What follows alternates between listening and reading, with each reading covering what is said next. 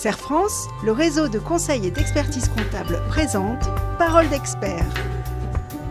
Serre France, partenaire de la performance des chefs d'entreprise.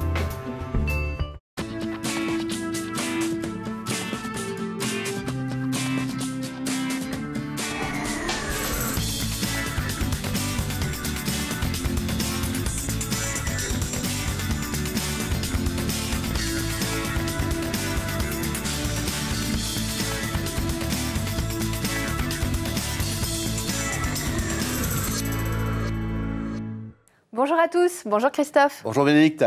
Nous poursuivons nos réflexions sur l'intégration d'un nouvel associé. Après avoir vu dans la dernière chronique les raisons de s'associer, nous allons vous apporter des conseils pour préparer l'arrivée du nouvel associé. Et oui, ça y est, vous avez trouvé la perle rare, l'associé qui, grâce à ses compétences et son envie, va vous permettre de passer un cap. Les effets bénéfiques de cette nouvelle se font déjà sentir. Vous êtes reboosté. Tant mieux, mais il vous reste un pas à faire pour que cette éclaircie soit durable. Préparez son intégration. Alors voici 3 conseils pour vous accompagner dans cette intégration.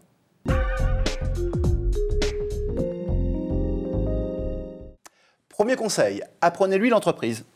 Certes, vous avez choisi votre nouvel associé pour ses compétences. Pour autant, ne perdez pas de vue qu'il sera indispensable d'accompagner ses premiers pas. La raison en est simple. L'entreprise existe, elle a ses clients, ses habitudes que ne connaît pas votre associé. C'est comme le saut en parachute, en avoir discuté pendant des heures est une chose, s'y confronter en est une autre. Aussi, il vous appartiendra de faire ce travail d'explication, de formation, de présentation aux partenaires, en un mot, d'immersion dans une entreprise bâtie par et pour vous. De la même façon, si l'entreprise emploie des salariés, prenez le soin et le temps d'annoncer et d'expliquer les raisons qui vous ont poussé à recruter un associé. À coup sûr, cette arrivée ne manquera pas de faire naître des interrogations, voire des craintes, surtout si votre associé a un profil un peu atypique par rapport au reste de l'entreprise. Par exemple, dans les petites entreprises artisanales ou commerciales, la culture de la production est une caractéristique forte. L'arrivée d'un associé au profil de gestionnaire, sans pratique concrète du métier, peut créer des barrières et rendre son intégration plus difficile.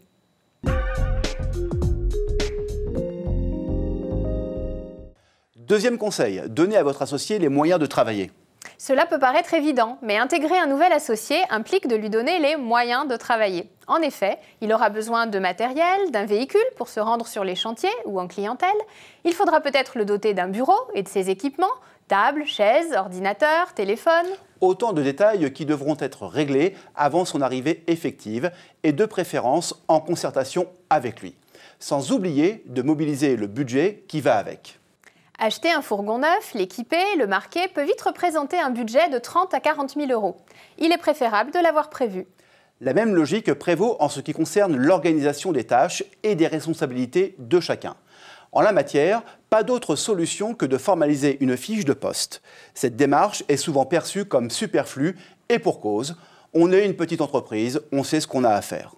Eh bien tant mieux, la fiche de poste sera d'autant plus simple à rédiger et aura l'immense mérite de mettre chacun en face de ses obligations et responsabilités et d'éviter les remarques du style « Comment se fait-il que la commande du client ne soit pas passée ? Je croyais que tu t'en étais occupé. » Et ces remarques ne manqueront pas, à la longue, d'avoir un effet désastreux, des clients mécontents, des salariés qui se disent que c'est devenu le bazar et des associés qui vont s'agacer mutuellement.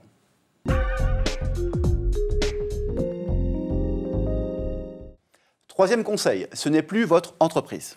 Ce sujet n'est pas le moins épineux, mais vous allez devoir vous préparer à lâcher du lest. L'entreprise que vous avez créée, développée, qui occupe une place centrale dans votre vie, n'est plus tout à fait la vôtre. Elle appartient aussi, pour partie, à votre associé. Par conséquent, vous allez devoir partager, décider, travailler avec lui et prendre en compte son point de vue, sa personnalité et inévitablement faire des compromis, même si vous êtes gérant majoritaire. Juridiquement, vous avez le dernier mot en ce qui concerne la gestion courante de la société. Mais n'oubliez pas que la règle de droit ne suffit pas à créer une complémentarité. Un associé n'est pas un salarié sans le code du travail. Nous espérons que ces 3 conseils vous permettront de réussir l'intégration de votre nouvel associé. À bientôt pour de nouvelles paroles d'experts.